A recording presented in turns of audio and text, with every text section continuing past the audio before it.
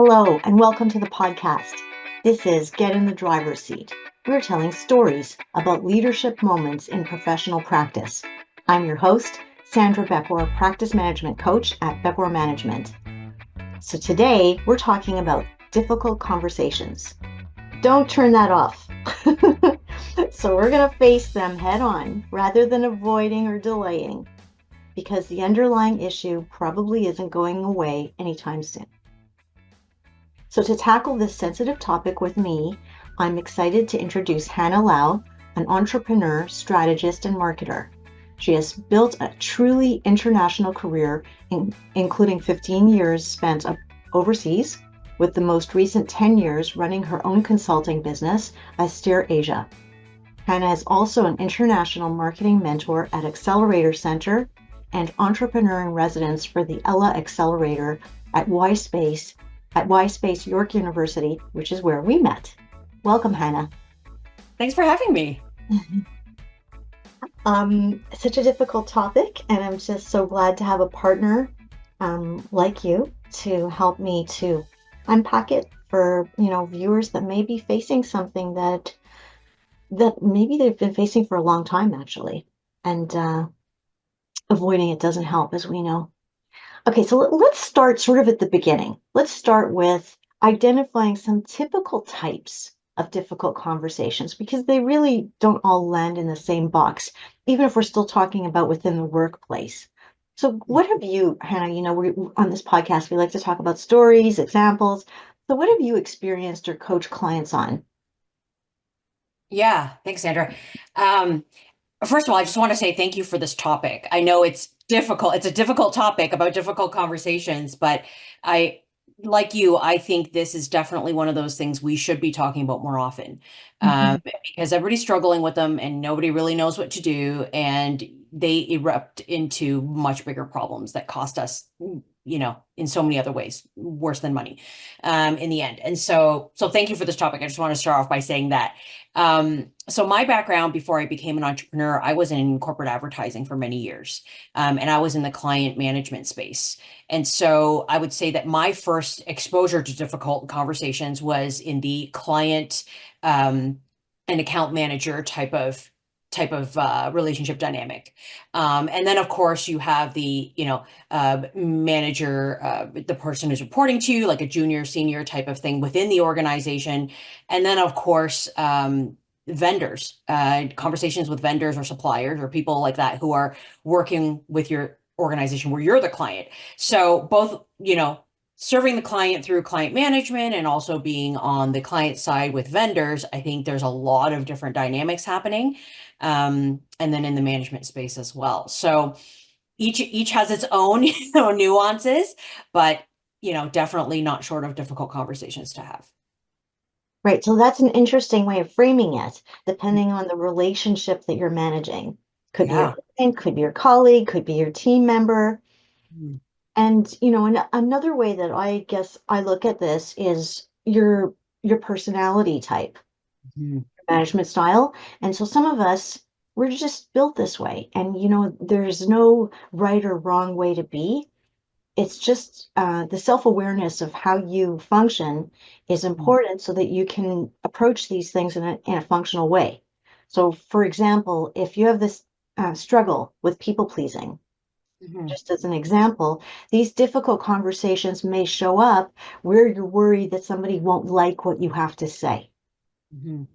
And, in those cases, I struggle with the people pleaser transparency here. And, what you learn as you sort of um, build this muscle and gets better and better at the difficult conversation is that actually having them helps the other person to trust you more. Mhm. Yeah, absolutely. And I like what you said about, there not being a right and wrong in personality. Same with management. Like there's leadership that looks different in different contexts, right? But the key is to how do we be aware enough to adapt into different situations? We started this off just now naming a bunch of different types of relationships that can lead to difficult conversations. But at the highest level, I think that there's really just two kinds of difficult conversations. There's the avoidable and there's the unavoidable. And I think if we were to spend more time getting rid of the avoidable ones by, being more self-aware or implementing some other things that I'm happy to talk about in a few minutes, then that saves us time and loss and risk and conflict and, all these things so that we can spend the gained time on the unavoidable difficult conversations. Let's not, see them all as one category. I think is a range of difficult conversations. And if we can sort of get rid of the ones that are not supposed to be taking up so much space, we can focus on the ones that do. Nice.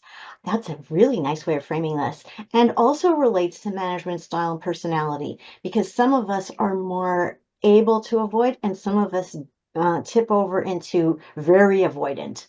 So, Right, right. Yeah. so what would you qualify as avoidable conversations? Like, what could you just explain, like elaborate? What does that mean? So what I mean by avoidable is not that you should avoid, right? Is that if we're implementing or if we have certain habits in our daily practices as managers, leaders, founders, whatever it happens to be, if we are more aware of these things that we can put into place, it might remove the bumps down the road kind of thing, right? So if we're healthy on an ongoing basis, there's less chance that we're going to, run into a problem. And so the first thing you've already said it is awareness. A lot of times we run into these difficult conversations because we weren't aware of something that was already happening. Maybe something's already happening for a month or two or three or whatever it is, but we just weren't aware of our surroundings and we weren't paying attention to what was happening, especially if you're managing a team, more than one person, maybe these habits have already been brewing within your team or these nuances within your team culture. And so if we're not aware that those things are happening, by the time a fire erupts, then it's like, whoa, now we got to have this, difficult conversation. But just being noticing an alert of what's going on. I think the other way that we can help mitigate some of these difficult conversations is by recognizing that they are an option up front. Sometimes because of awkwardness or, like you said, people pleasing or whatever it happens to be, we think, okay, let's try every other option before we get to actually having to talk about it.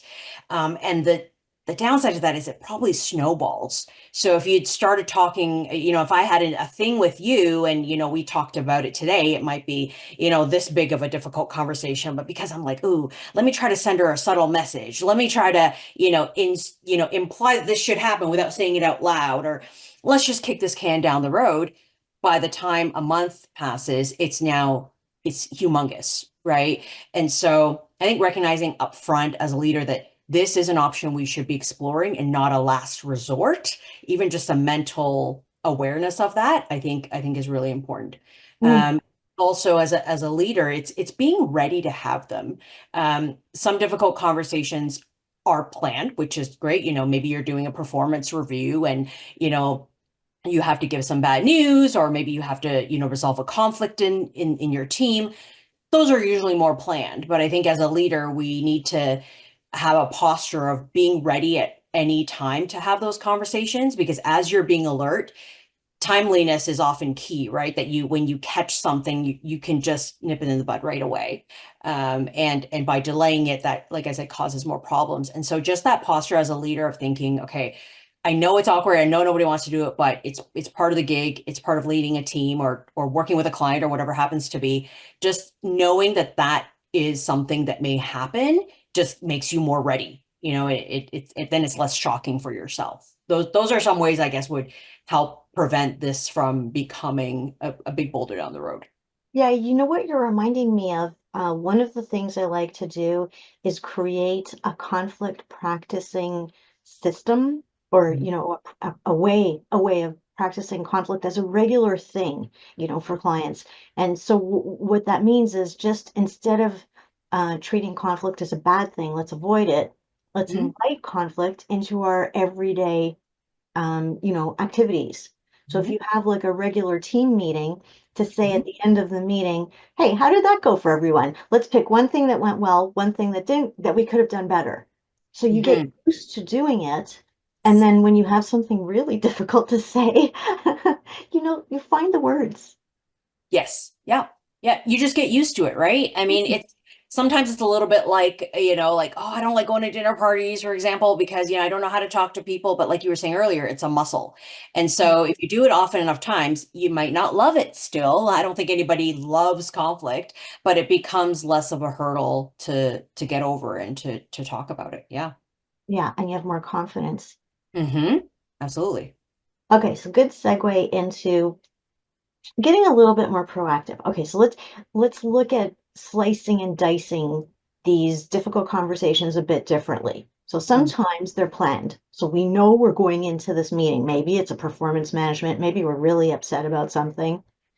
Yeah. Sometimes we're the ones that are sort of railroaded and we were not expecting. We didn't even think we did anything wrong. And somebody's really upset and they corner us. And, so we can be the initiator, we can be the receiver, Mhm. and so it's a mixed bag. So how do we get more proactive generally Mm. for these difficult I conversations? mean, I don't think there's a silver bullet, and I think that's why this is important that we're having this conversation because there are so many nuances, especially when you're on the receiving end of it. But let's start with, sort of the ones that we're delivering, right? I think one of the things that I've learned over time is the importance of having a stance. Oftentimes, difficult conversations get more difficult than they should be, is because they get emotional or personal. And so if I'm telling you that I didn't like what you did in your recent project or whatever, let's say, I'm your manager, and if it all sounds very like, oh, Hannah's having a bad day or Hannah doesn't like this, and if it just sounds very personal, then you're going to receive it, in that way. But having a stance would mean that this is not a matter of my opinion. It's okay, let's say the client expected this and you delivered this instead. So this didn't like the objectivity of it needs to come through. And most people can reasonably accept, constructive criticism or feedback on something being less than. What's hard to accept is when it feels like an attack on, Sandra, you're just not a good worker. Like, what? Like, that's that, right? And so having a stance means that it's not Hannah's opinion, is that we want to do what's best for the client or we want to deliver a good project, Um, tonality, just the way it's even being communicated. I mean, so much of this is a communications exercise. All those of us that were in marketing, right? And so just the power of communication, so much of what we communicate is not in what's said. It's our body language, it's our tone, it's all these other things. And so even when we deliver that, it's important to just be very conscious of, yes, you might be unhappy about this thing, but how is this person going to receive it? Um, One thing I'm always reminded of is, am I saying what this person needs to hear or what I want to say? That's a significant difference. I might want to just, keep going. But is that what you need in that moment? Like, let's exhibit a bit of empathy but also, wisdom in how we communicate and say, okay, in this moment, what Sandra needs is to know what areas of the project wants so she can go and fix it, which is totally fine. Now, if I'm disappointed in her in other ways, I need to go take a deep breath, go get a coffee or something and calm down before I do that and just say what she needs to hear and not just because I want to go off on a tangent and a rampage. Hannah, can we take this is really fun. So can we take that, not Yeah. so fun if you're going into a hard conversation, but to talk about it's fun. So can we take that and you actually do a role play right now? So let's say you have something to say to me and you've been holding it back and now you have to like calm down all those frustrated feelings and find the right way to say it. Can you just let's role play for our listeners a little. Sure. I mean, the first place I would start is I would just ask, I say, hey, Sandra, this project you've been working on. Tell me how you've been going about it. I always start with the person, just giving them a chance to kind of say their piece. And it's a bit of self-restraint, especially if I'm in a mood, from Yeah. like reading the report that you wrote, and I'm like, this is completely off. Yes. Um, but giving you a chance first, so you don't feel like I'm just coming in and, you know, punching you in the face. I Um, love the questions. so Sandra, just take me through what your process was when you were doing this project. Has there been hiccups? Has everything, and also giving you a chance to share with me maybe things I didn't know, right? Maybe something happened or somebody else tossed in on this project and, that influenced your work and I didn't know about it. I'm not sitting there all day watching you do it. And so it also gives you a chance to share with me before I offload on you. And then you're not going to be defensive about it, right? This is not you responding. I'm giving you a chance to speak first. So I, Mhm. Sandra, okay, so you work on project A, how things been going. Tell me what your process was, just so I can understand where you're coming from. Did you do A, B, C, D, E, F, whatever, as you were going about it? And then you would respond and hopefully in a very non-defensive way, just kind of give me the lay of the land. That's how it would start, you Or know? you might get an answer from me that shows you that I knew there was an issue. Like it could be that I'm like, oh, Hannah, I know why you're asking me that question because it really wasn't my best work. And honestly, I had a time crunch. I had to leave early. Whatever. I had a problem with my family. It was a personal emergency, and Right. maybe you didn't know that, but I have the awareness that it wasn't good work. So then now we've diffused potentially an explosion. Whereas if I came in at a 10 and just started cutting this project apart, then you would be like, but what about this, and but what about, and now we've 4 hours in later, we're screaming at each other, right? But we, if your response was what it was, it may have be that we just saved ourselves 2 hours of talking, right? Which is great. And then we focus on resolving it, right? Like if I said, oh, I actually didn't know that, but okay, then let's objectively talk about the parts of the project that need to be improved upon, because we both agree this is not okay, right? We both agree this needs to be better. We can't send it to client yet. And then we're working together on a solution. And it's not me versus you versus this kind of pointing back and forth type of thing. Yeah. Yeah, and I work with professional service firms, and I would say that across the board, all sectors, different levels of management, I think the one thing I'm seeing that people struggle with, managers struggle with more than anything, is giving feedback. Mhm. That's really what you're talking about here. So giving feedback in a way that is direct and that gives the other person a chance to grow, to understand where the gaps are. Yeah. The managers hold back, and they're different personality types. It's not like one personality type holds back. It's really a very common thing. Yeah. Yeah. So to your point, like just now you said, if you sensed that I was already, dissatisfied with the quality of the project, you knew it wasn't your best work, you just confessed it on the spot. So that's one way it could have played out. But the other way it could have played out is if you were just like, well, I did this and you're just unaware. So if that's the case, then going back to my point about having a stance, I need to then point out the areas of the project objectively that were not good enough. And not in a because I'm having a bad day way, but that this doesn't meet the mark according to a certain standard. This is not how we deliver things to client. This is not how we, whatever, whatever. And in that way, then you can actually fix something. You don't have to weed through a lot of emotion, a lot of anger, a lot of personal attack just to know what to fix. Now, that's not to say that I have to be a robot and I have to put aside my feelings entirely. I think there is a time and place to know how that impacts me, but in a mature and controlled way. That after talking about the project and say, look, Sandra, I really value you as a team member, but I just want you to know that, if we can improve on this in the future, because this does impact the team, it impacts the work that we do, it impacts our reputation with the client. And, so that you understand that your work does matter, both good and bad, right? Like when things go well, we all win. But if you're not going to be aware of these things, this does hurt us. And so it's not to guilt you, but it's to paint you the whole picture on the tactical, like let's fix the stuff, but also, emotionally, I don't want managers to listen to this and feel like, well, then I have to be a robot and I always have to put my feelings aside. I think in a mature way of sharing those feelings, that is helpful for you to know that, your manager feels this way, right? But in no way is this like screaming at you or like Well, anything. yeah, right. And I think that what you're saying is a way to get through the difficult conversation is to find alignment.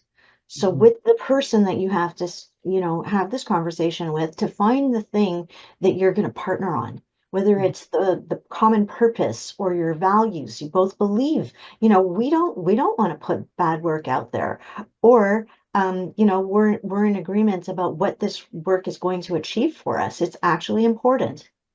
And, Hmm. and that's from a higher place. Like it's uplifting as opposed to thinking Yes. about conflict as, we're disagreeing and I'm going to say something you're not going to like. And, Yeah. you know, And you're right, because if we keep it at the personal level, then suddenly we're bogged down by the, and we're just gonna run our, it's a race to the bottom is what it is.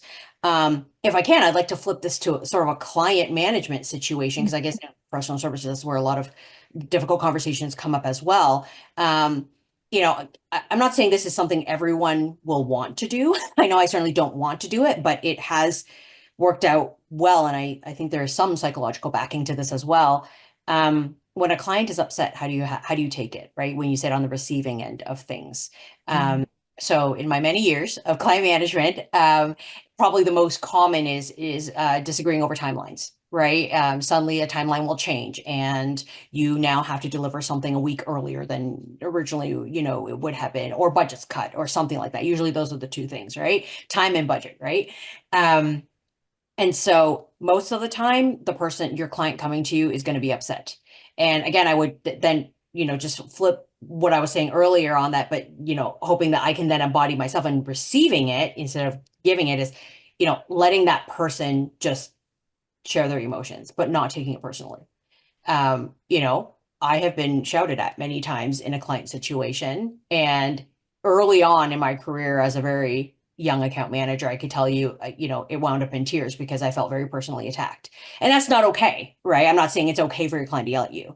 But there's also sort of rising above it and knowing how to navigate those situations, right?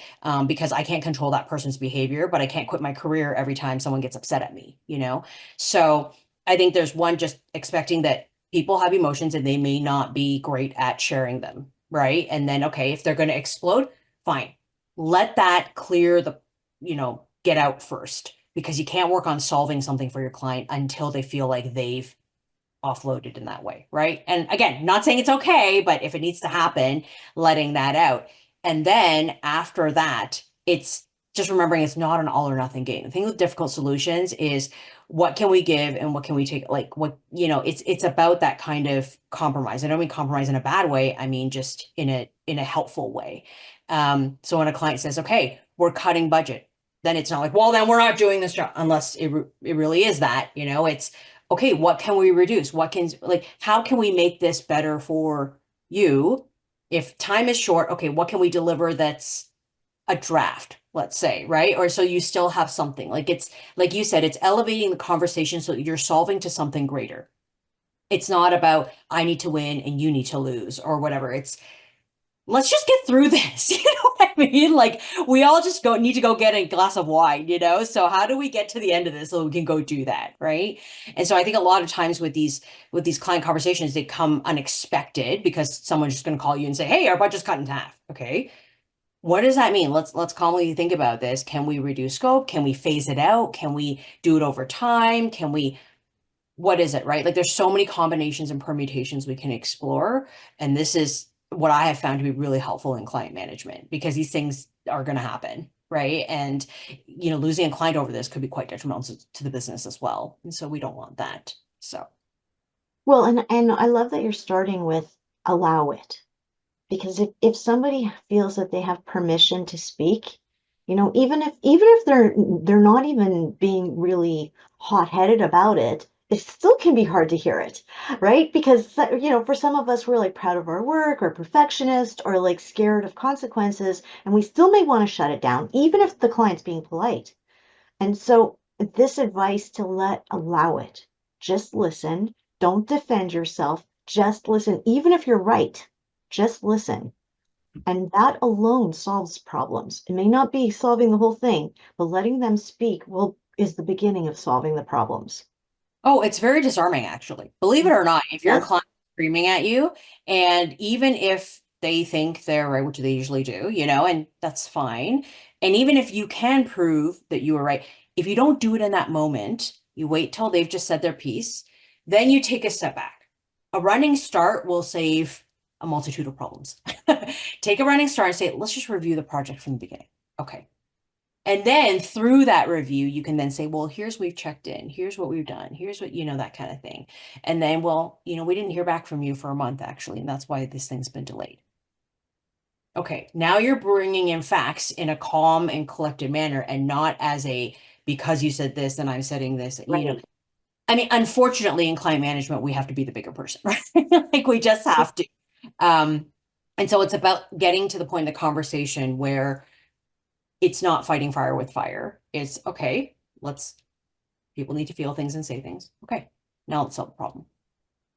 Yeah, and that calm energy, you're actually exuding it now, even as you're explaining this. And that calm energy is catchy, right? So if and we're talking about difficult conversations, people can bring their emotions to it and it can get very heated.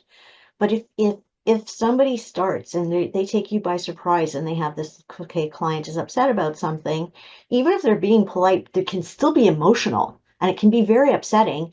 And if you react to that, if you bring your own emotions in response, it just escalates and escalates and escalates, right? But if in response to their hot emotion, you listen, you tell them this is what I've heard, and you have a calm response. Let me bring you up to speed on our end of it, and we'll work on a solution. We have your back. We understand what you're looking for. They're going to calm down. They're going to catch your calm feelings. Yep. Yeah, absolutely. I've had so to give a more specific example or examples rather, this has happened so many times where a client will call us up and we're on retainer in many cases, right? And so they can call us up kind of whenever they want and give us a brief over text message and do all these things. And okay, and it might not be that we've done anything wrong, but they just come in with a request that's very last minute, not unheard of, right? And so while we want to help, there's often unrealistic expectation as to how much we can do in the next, let's say, 3 hours, right? Or whatever it is, or if we don't sleep or whatever happens to be. And I think in that moment to remind them, and I actually do say this, let's say they need a presentation done because the last minute they have to present to the CEO at 9 in the morning or 8 in the morning or something like that, right? And it's now already the evening the day before. And so I will actually say, what is the bare minimum you need us to do to make you look good? Right? We know that our clients want to look at and as an agency, if you can make or consultant or whatever it is you're doing, if you can make your client look good, you win. That's it.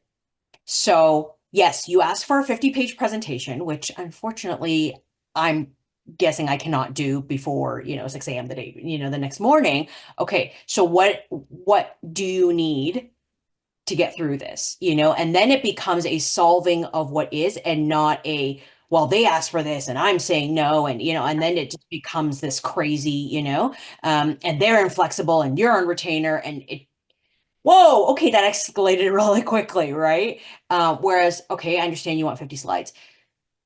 Can you present all 50 slides in 15 minutes at CEO?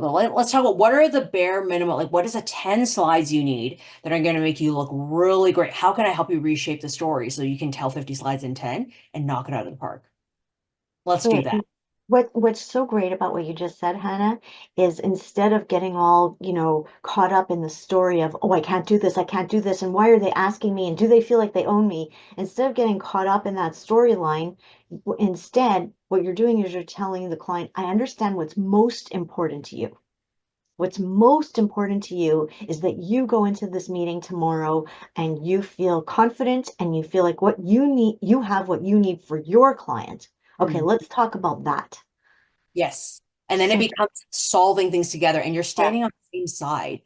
I yeah. think difficult conversations, whether it's with your, team member or whether it's with your client or vendor or whatever it is, and it's any relationships conflict resolution, really, it's that we're on the same side. And then it's not me versus you and you did this and counting, tit for tat and all that kind of stuff. Okay, so we know that these are nice strategies, but there will be obstacles. Oh And yeah. so let's talk about some of the typical ones. What have you seen happen, even if you have a good strategy to overcoming these, you have some awareness of what's going on, you're still going to run into obstacles. And how do you navigate those so that at the end of the day you feel like, okay, I met my goals for this, difficult conversation? Yeah. So let's take the example of, you're prepared, you've come at it objectively, and the person just doesn't receive it well, whether it's a client or whether it's your, staff member or what happens to be, and they just don't take it well. And I think before you even go into it, sort of imagining like worst case scenario, how do we then handle this? Like, let's just play out the worst case, right? So if I'm preparing for a conversation with you, and instead of saying, well, I had to leave early, I knew this wasn't my best work. If you exploded, and you were just like, what, and or some people just don't take warnings from HR for their behavior very well, and end up causing a huge, there's all these scenarios, right? Um, if you know that that's one of the possibilities that helps you emotionally prepare for it, at least then you're not sitting back in shock. Um, but then also knowing that you have achieved your goal in this, right? So, look, the client might still be upset, but I have now made a point about where our boundaries are. We're not going to work at 2 a.m. to do your 50-page slide deck. I offered this, I offered that. And this is also part of the alertness and awareness of logging. And I don't mean logging so that you can use it as like evidence in court and like, kind of like tell your client, like, oh, you did this and you did that. But it's actually really important in professional services to be able to paper trail or track all the things that have happened, because if things do get messy, then you can go back to that, right? And to protect yourself as professional service companies, right? We do need to think about that as well. So even if it goes badly, which it sometimes does, at least you know the steps you've taken to be proactive, but also to be prudent in noting the facts, giving time, having the right responses, like all that kind of stuff. I've had situations where I have had to, actually pull all of that out because my client's boss was like, okay, this is, I've been hearing a lot of bad things, but I don't think you guys are doing a bad job. Can you tell me what's really going on? And instead of Hannah telling a super long story, I was able to just say, look, on this day we sent this. We didn't hear for 3 weeks. And then on this day we sent reminders. You know. And so this thing is delayed now, not because I was snoozing, but because we have not heard from anybody for months now, and now we're being blamed for the deadline being missed. And so I'm not being a historian so that I can go pick at other people's stuff, but it's really to protect the team. And I think as team leaders in professional services, we owe it to our team to have all that stuff in place, because our team members are going to need us, especially those who report to you, to, stand as a united front to protect the company on that side. It's the facts storyline. Yes. Yeah. And I think you're raising a good point that one of the biggest obstacles is you don't know how the other person is going to react. Sure. Yeah. So, being honest with yourself about your intention. How do you want to carry yourself in this meeting? You started this conversation, Hannah, with the word stance. And I think we're going back to that. It's like, okay, so be honest with yourself. What is your intention towards this other person, for your own goals? And Mhm. without needing to control the way they react, Yeah. if it doesn't go your way, will you be happy with having actually shown up with your true intention? Yeah. I mean, I can give an example. I was coaching somebody, a head of an organization, and they had somebody on their team who was overly kind-hearted, let's put it that way. And so whenever the client asked for one thing, they were so out of the goodness of their heart, they were just like, oh, I'll just do more. Oh, I'll help you with this. I'll help you.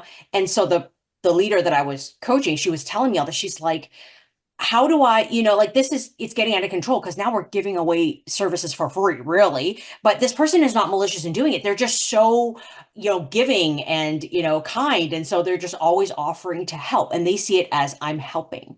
And they were a junior member of the team. And so they hadn't been doing this long enough where they realized, like, we bill by the hour, so it's like, you can't keep doing that. Right. And so the way I coached this person, and I said, you got to have a conversation with, and first of all, it's start with acknowledging that the goodness of the heart is not a bad thing. We're not here to squash that. We're not here to say, well, you should be a shark and, you shouldn't be nice to people and whatever. But to acknowledge, first of all, who they are and what we appreciate about them because it makes them a great team member, actually, right? They're always very helpful with their teammates. But understanding in the context of this business, right, we need to be more prudent in how we, behave towards clients versus internal teams versus, that kind of thing. And we're going to lose our shirts on this if your time is, constantly given away for free. And she was concerned because she thought, what if they don't take it well? Like what if they just feel like I'm attacking them for being nice and, judging them and all these things, which could possibly happen. And I said, well, they're in a professional service company. And so if, like I said, you're going to start with not judging their character and slamming them down. You're going to affirm who they are, which is a beautiful thing, but just giving an adjustment to it. And if they take that the wrong way, if they take it as like, oh, she's, all these things, then maybe they're not the right fit for the team. So in the conversation she and I had before she talked to that person, we pretty much already went all the way down the rabbit hole and just said, okay, if this person ends up leaving, it's sad because they're a great member of the team, but then they're not really fit to be in a professional service company if they can't, have that awareness that their time is being billed for. And so in that way, we already played it out. And so that way she wasn't so nervous. She wasn't, so like, what if, and it turns out the person took it really well, actually. So that was great, but it doesn't always happen that way. But the person was like, oh, yeah, no, you're right. And, it did sting a little bit because it was about, their personality, but it wasn't a judgment. It wasn't condemning of that person and who they were. But it doesn't always work out. And I think it's important to objectively have that stance on if it doesn't work out, it doesn't mean that either of you are a bad person, especially in HR conversations. It's that that person is not fit to be in professional services if they just want to, be kind and help and their time is unlimited in that way, right? And so just kind of playing out both possible outcomes, I think sometimes just helps make it less tense. Yeah, I agree with you. I think that's such a great story, by the way, Hannah. In describing the worst case scenario that could possibly play out as one of your obstacles, this person could react this way. And to be okay with that. Before you have the conversation, there's a letting go. Like, I don't need to control the exact outcomes of this particular conversation. When you learn that you don't need to control them, what you really need to control is how you handle your end of the conversation, your intention, and following through with your intention. And if Mhm. that person doesn't, partner with you, that's their right. Mhm. If you're okay with letting go of that, you walk into that conversation with more ease. Mhm. Yeah, absolutely. And they can feel that too. I mean, they may not be able to articulate it, but the other Yeah, person will can feel when you walk in with just less of a you have to respond in this way. yeah, kind of thing, yeah. right? That Yeah. controlling, you're gonna do what I say. Yeah. Yeah, absolutely. Absolutely. So, I just want to sort of take a different angle on the same thing. Hmm. So this idea of the typical obstacles, I Mhm. just what I like to do is sort of anticipate what Mhm. can possibly come up, or maybe what has come up in the past, Mhm. and come up with systems to, like you said earlier, avoid. And Mhm. so can you come up with policies or, conversations where you onboard either staff or you onboard your clients, where you're very clear and you don't apologize for these are hours of operations, or this is who's going to handle this part of our work, as opposed to you're always going to work with me, so that you Mhm. manage their expectations right up front. And then when the client comes back and has an issue, very calmly, you can remind them, do you remember when we had that conversation about, you don't just send them an email with, oh yeah, here's our policy. They're not going to read that. You need to take them through it Yeah. calmly, kindly, and help them understand. And then remind them again, calmly, and help them understand. Yeah, absolutely. So going back to, avoidable and unavoidable, difficult conversations, right? Some of these avoidable conversations is using communications in other forms to help build those parameters. So it's sort of like, if you don't have a fence around your backyard, then you're constantly out there just fending off every dog who wants to do his business in your backyard. You build a fence, that helps keep out the majority of the dogs who want to do their business in the backyard. And now you only have to fend off the ones who are crazy enough to jump the fence, right? And then you can save your energy for that. And it's a weird analogy. I kind of came up with it on the spot, but there you go.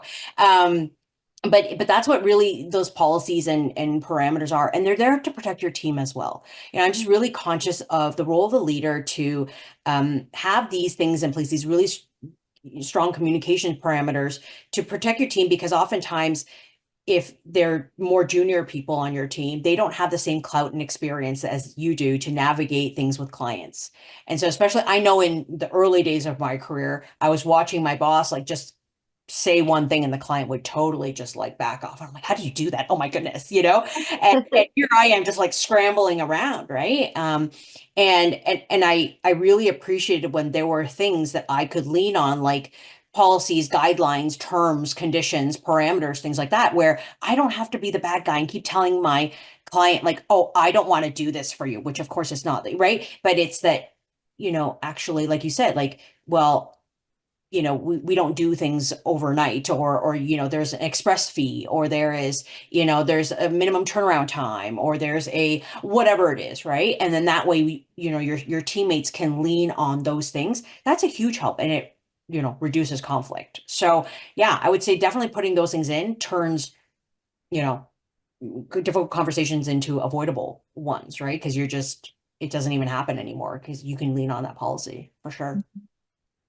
And I think this is a good segue into where possibly the difficult conversation happens because your personal values, have been injured, or, they're at risk. And can you think of any examples of those kinds of scenarios, Hannah? Well, actually, just that one that I was talking about, this person being super kind, I actually knew who that other person was as well. And so the staff member that was being too kind and therefore not billing his hours. Um, and it was based on values. Like that person really believed that, they wanted to be helpful in that moment, and, but it wasn't even just clients. They were also, helping vendors. They were just overly helpful. And it was a boundaries issue. Right. And so that person's values, I just think, weren't suitable to be in this professional service industry, because that made them feel like they couldn't, it was a job fit thing. And once they were aware of it, they improved. But I think over time, it also is a test of, sort of team culture, corporate culture, like what is the right fit for someone to be in the types of roles that we need them to be in. And we want people to be doing what they're made to do, right? And so if there's that kind of conflict between a person's values and business agenda and all these things, sometimes they're adaptable, I would say, but other times maybe it's just a fit thing, and that's okay, but the sooner we raise that, the sooner this person can move on to a vocation or a job that's much more suited for them. And so I think there's also value in the timeliness of these conversations, because we want people to be doing their best in a context that brings out their best, right? Mhm. Yeah, I've done a few of these podcasts on company culture, Mhm. and that it always comes back to values, Mhm. shared values with clients, shared values with complementary professionals where you help each other to grow, and shared values with your team.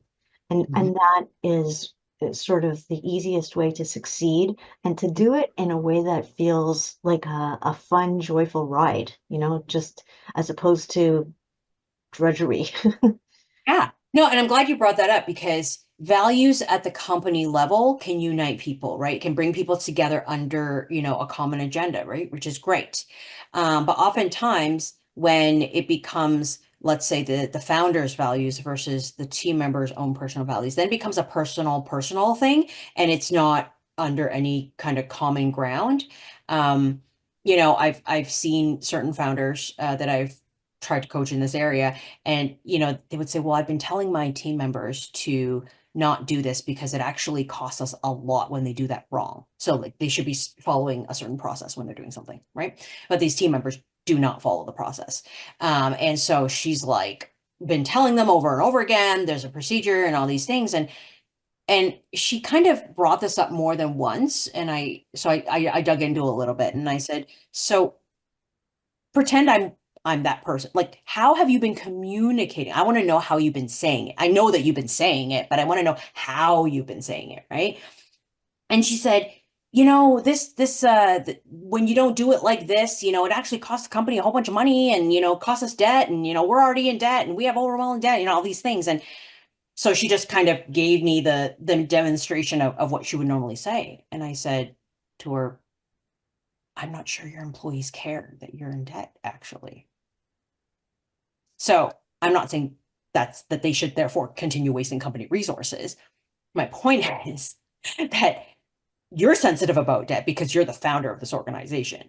And that's valid, right? But that's not a motivating, factor for your staff to, right? Now, if it's for the good of the business and it's so that everybody can grow, and now we've got something more than just your agenda. It can't come across as, well, because I think this is, even though you're the founder of the organization, and so going back to what I was saying about saying what the other person needs to hear and not what you want to say. So in this case, she just wanted to be upset about the fact that you wasting money causes us more debt, which is totally true, but I don't think they care, So and that's twist, so doing twist it. that around a little, Hannah. So how would you say it in a way that they would care?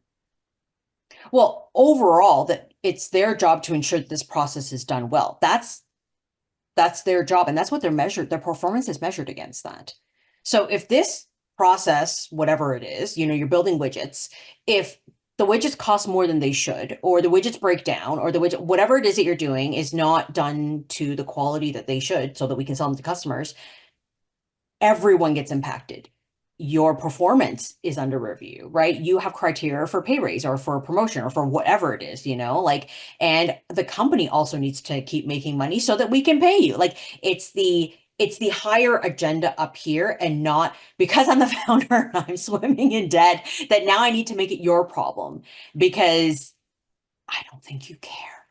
And and they didn't really, and so it's not that I don't think they would want more debt, but it's just not a motivating point. And so it needs to be angled towards an agenda that matters to them. Yeah, and I totally agree with you. I think that the way to make a difficult conversation an easy conversation is to reframe it completely and Mhm. say, okay, I'm going to go in there and talk about the thing the other person cares about. And just as an example, you were talking before about giving somebody feedback, let's say your team member. So if instead of telling them that you're not happy with the work that they did, if instead you go in with something like, listen, I know that you're looking to rise rapidly in this business. I Mhm. know you're ambitious. I got your back. I want to help you. It's my job to help you go as fast as you can. And Yes. one of the steps you're going to have to overcome is getting good at proofreading or getting good at doing these reports faster. You're not there yet. That's Mhm. normal at this stage. So Yeah. let's talk about the steps for you to get better at this in a way that aligns with your career goals. Yeah. Absolutely. And even what you just said, like that, there's the tonality thing. So going back to the tone of how you communicated it, along with what you said, right? So when you're talking to your staff about them wasting money, not doing a process, it can sound defensive, like, well, you're wasting money and you don't care about this, and we're now going to get more debt. It becomes this very scoldy, defensive type of thing. But if we take it to this level of the company's overall health, that therefore impacts your overall job health and your growth and your whatever. Okay, now it's not naggy, you know? No, nobody needs nagging in the workplace. Like that, that's just not a thing, And so, objectivity, but also framing it in a way that is about the team and about that agenda, and not about because you're upset about this one thing. So, Hannah, Tonality. yeah, I totally agree with you, and I love this conversation. Okay, so is there anything you want to say, just as a sort of parting words, for anyone who's listening to this and Mhm. wants to build that muscle? What do you suggest to them to just, day by day, get a little bit better at difficult conversations? Yeah, I always think it's a mental shift before it's a physical shift. So going back to what I said earlier about reminding yourself that this is an option. It's not the last resort. And so if you realize it's an option up front, then you're going to lower the bar of or the barrier of entry rather on, when you should be using a difficult conversation. You're not going to wait till a month later. If you see something that's like, oh, you know, Sandra's kind of doing that not quite right. I can foresee that if she keeps doing it like that, bad things are going to happen. Well, let's just see if bad things happen. Potentially, right? Like that's kind of how we kick the can down the road. But if I'm like, maybe I should just go remind her, in a friendly way, like, hey, like, how's it going with that? Like, is it going okay? You're checking all these things or whatever. And it may be that even in this 2-second conversation, I've now reminded you to go check that thing that now won't explode later on. And then, okay, so now we've just totally diffused something that could have exploded later on, right? And so the fact that in my mind, I'm thinking, okay, this is an option up front, just being ready. I think that readiness and alertness, because there's so much context around difficult conversations. You can't just helicopter. And I can tell you one of the worst things a manager can do is to see a conflict, not know the before and after and all the details, and just come in and start trying to, solve it, but not really solve it because, it's just sort of trying to throw a blanket on the fire, right? That actually, it hurts the team, right? Because then people don't feel heard, people don't feel seen, and, that you're just going to come in without knowing all the facts kind of thing. So being aware and alert and understanding the context of things will put you ahead of the game to even be ready to have those. And that's the first step, I would say, of exercising that muscle, and it'll get easier as you go.